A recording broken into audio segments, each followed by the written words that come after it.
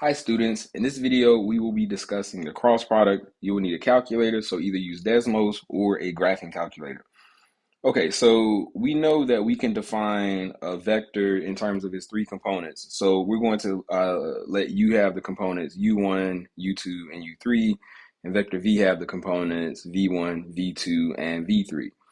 The way we calculate the cross product is we make a 3 by 3 matrix and we calculate its determinant. In the first row, we put I, J, and K. In the second row, we put the first vector of the cross product. In the third row, we put the second vector of the cross product. So if we're doing U cross V, we'll have U1, U2, and U3 in the second row, and V1, V2, and V3 in the third row. And it leads to this calculation that requires three different determinants. And for our purposes, this is something that we'll actually discuss in linear algebra. The cross product is justified using linear algebra. We're going to see that the cross product is always orthogonal to the two vectors that form the cross product, and that's something that we'll discover in class. For right now, we're going to cover the mechanics of how to do the cross product. So we have this, we'll say we have version 1 of the cross product here, and then if we just want the magnitude of the cross product, we can use this formula.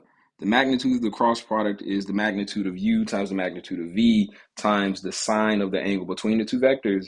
And remember, we can use the dot product to get the angle between the two vectors. In particular, we're talking about the formula cosine inverse of the dot product divided by the magnitude of U times the magnitude of V. And also in class, we'll see that the direction of the vector U cross V is determined using the right-hand rule. But we'll see that again in class. So our first example is we need to find the magnitude of the cross product UV for the vector U equal 4, 1, 1 and V equal 1, negative 1, 1. So we're going to have, let's use a different color. Let's go with blue and we'll make it slightly larger. So we have U equal, U cross V equals, so it's this determinant. So we have I, J, K, and since V comes first, we're going to have 4, 1, 1, and bottom row is 1, negative 1, 1. So when we get to linear algebra, you will see that to do this determinant using the shortcut, you eliminate the row and column that contain, in this case, first we're going to take out the I row and column, which would mean that we take out, we got a highlighter, we're doing it blue. So we take out this row and this column, and we want to calculate the determinant of the remaining portion. So that's going to be the determinant of 1, 1, negative 1, 1, and we multiply that by I. And then for J, we're going to have minus. And so then for J, we eliminate the column and the row that contain the J, and that's going to leave 4, 1, 1, 1. And so we would have minus the determinant of 4, 1, 1, 1. And then for K, let's do red. And so then plus K, so notice it's positive, negative. I forgot the J, my apologies. So notice we have positive, minus, and then positive in terms of our signs for our components. And so then for K, we're going to eliminate this row and this column. And so that would leave us with the determinant of this 2 by 2, that's 4, 1, 1, negative 1. And these are very easy to calculate. So all we do is multiply crosswise and subtract. So this is going to be 1 times 1 minus 1 times negative 1, I.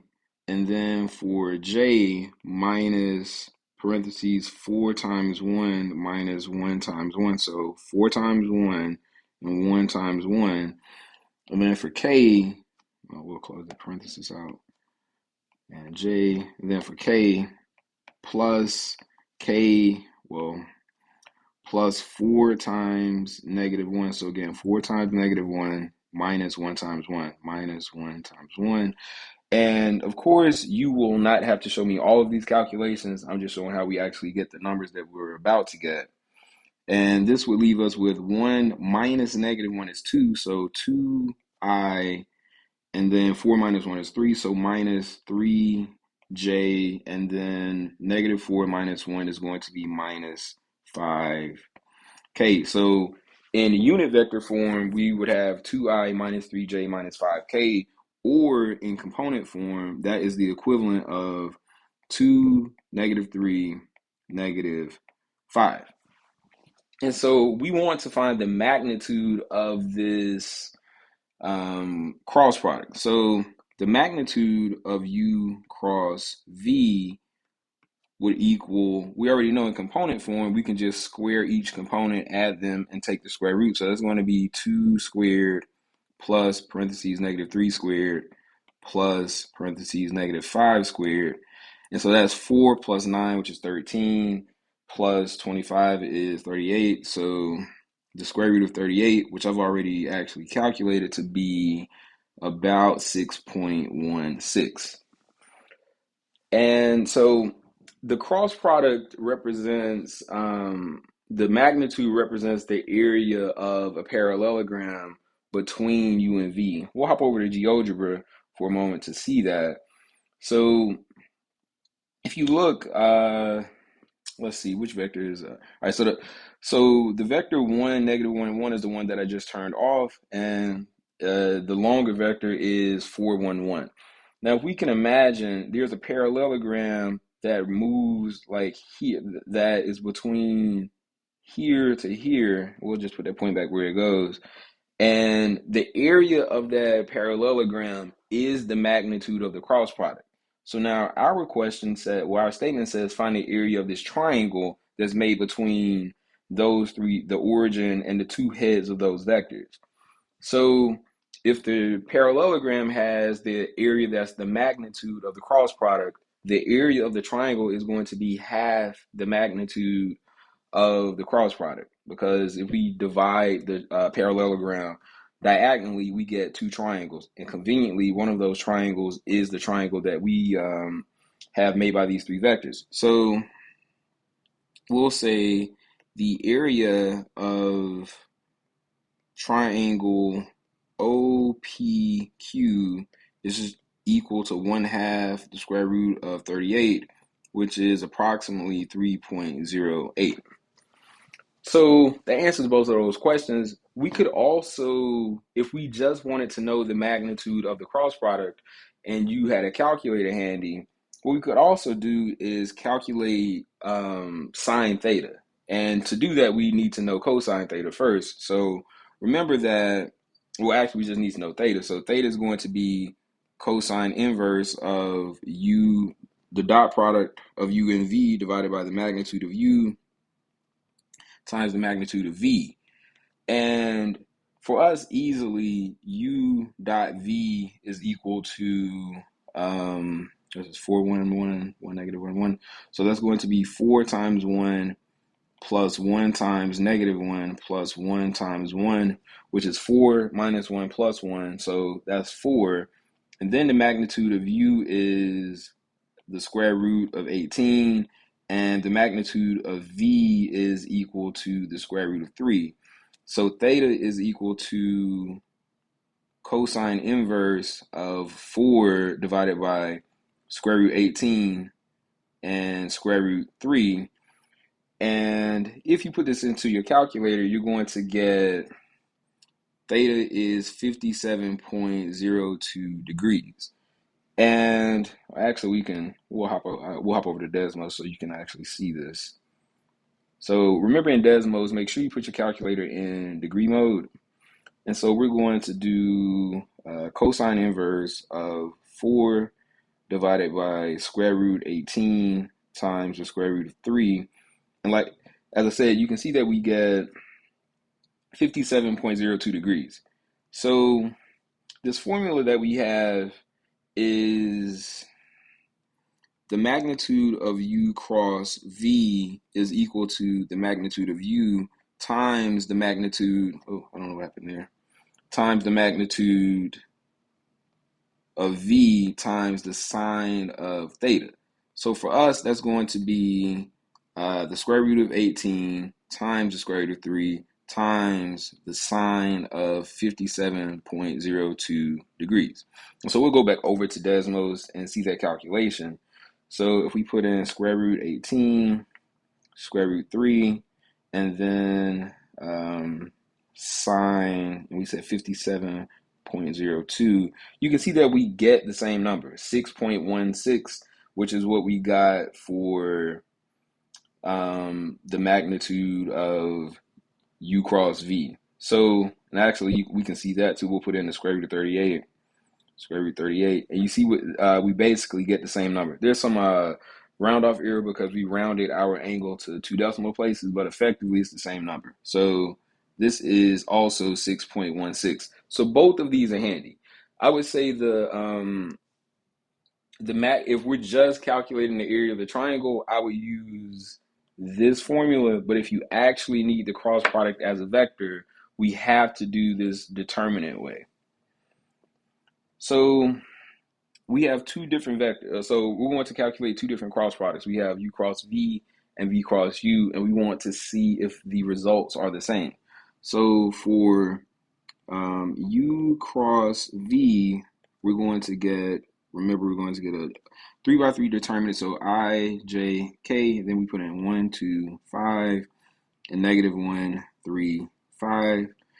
And that's going to equal, for I, we're going to have 2 times 5, 2, 5, 3, 5, I minus, for J, we would get 1, 5, negative 1, 5, J, and then plus, for K, we would get 1, 2, negative 1, 3, K, let me make sure I have these numbers right. We would get 2, 5, 3, 5, 1, 5, negative 1, 5, 1, 2, negative 1, 3. Yep. All right, so if we're doing some mental math, so 2 times 5 minus 5 times 3 is going to give us negative 5i. And then 1 times 5 minus 5 times negative 1 is going to be minus 10j. I don't know why I put the 10 in parentheses. We don't need that. So minus 10j, and then 1 times 3 minus 2 times negative 1 is going to be plus 5k. So our cross product is negative 5, negative 10, 5. So we'll write that in component form. So we get negative 5, negative 10, 5. That is U cross V. So now if we did V cross U, we're going to basically have the same process, except we switch row 2 and row 3. So we get negative 1, 3, 5, and 1, 2, 5. And that's going to equal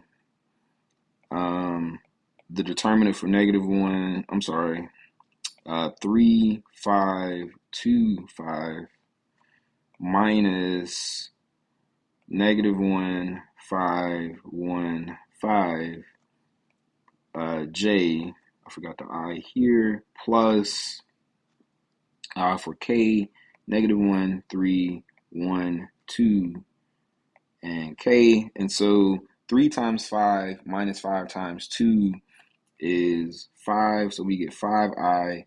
And negative 5 minus 5 is negative 10. So negative 10 would be plus 10j. And then negative 1 times 2 minus 3 times 1 is going to be minus 5k. And so we get, as a vector, we get 5, 10, negative 5. And that seems like it's just the negative of U cross V. And that's going to be one of our key properties here. So if we look at the 4 properties of the cross product, we see that if we have U cross V, that's the same as the negative of V cross U. So the order in which we do our multiplication for the cross product will matter. And again, that's something that we'll see when we do this again in linear algebra. And so then if we scale both vectors by some value A and some value B, the cross product is the same as first determining the cross product and then scaling by A times B. And these other properties for distribution, they go like you think they would. U cross the sum of V plus W, we could do U cross V first, then add the sum, then add U cross W. Or if we had the cross product U cross V and then add W, we can do left, this should be times U cross, yeah, so we could also back distribute and end up with the same thing. So we won't do examples for those two. Those are just key properties that we have if we need to prove theorems. So for our last example, we are going to find the cross product of 3u cross 2. This should be a v. My apologies. This should be a v. So 2v. So now according to our theorem, 3u cross 2v is going to be the same as 3 times 2 times u cross v. And we'll actually verify both of these. So first, u cross v is going to equal, so we have I, j, k, and we have 1, 2, 4, -1, -1, 2, and that's going to equal 2, 4, -1, 2, I minus, then we would have 1, 4, -1, 2, j, and then plus 1, 2, -1, -1, 4, k. And so that's going to be 4 minus -4, which is 8i, and then 2 minus -4, so minus 6j, and then -1 minus 2, -1 minus -2 is going to be plus k. Actually, let's write these calculations down so we don't get lost. So that's going to be 2 times 2 minus 4 times -1. Let's start that over. Just so we don't make a mistake. So we have 2 times 2 minus 4 times -1, I minus 1 times 2 minus 4 times -1, j plus 1 times -1 minus 2 times -1. So this is going to be 4 plus 4, which is 8i. And then we have 2 minus, effectively 2 plus 4, so minus 6j. And over here we have -1 plus 2, so that would be plus k. And so if u cross v is 8, -6, 1, then our theorem says that 3u cross 2v should equal just 6 times this vector. So it should be 48, -36, and 6. So let's see if we actually get that if we separately do 3u and 2v. So 3u is going to equal the vector 3, 6, 12, and 2v is going to equal the vector -2, -2, 4. So let's see what we get if we do this cross product. So 3u cross 2v is going to equal I, j, k, and then 3, 6, 12, -2, -2, 4. We'll write this below so we don't run into this other work. So that would give us 6, 12, -2, 4, I minus, for J, we would get 3, 12, -2, 4 for J, and then plus 3, 6, -2, -2 for K. So if we write down our arithmetic, we would get 6 times 4 minus 12 times -2, which is 24 minus -24. So that's going to be 48I, just like we got up here. And then minus, so then 3 times 4 minus 12 times -2. And so that's going to be 12 plus 24, which is 36, but we multiply by negative, so we get minus 36J, just like we got up top. And then lastly, we would have plus, well, we'll see if it stays a positive. So 3 times -2 minus 6 times -2, and that is -6 plus 12. That should be multiplied by K. So we do get plus 6K. So we see that this theorem holds up. So it doesn't matter which order we actually multiply in. I generally think finding the cross product first and then multiplying by the scalar values is easier because the numbers are smaller. All right, so that will conclude our video for the cross product. We use a cross product to find another vector that is orthogonal to those two vectors. Actually, a word on that.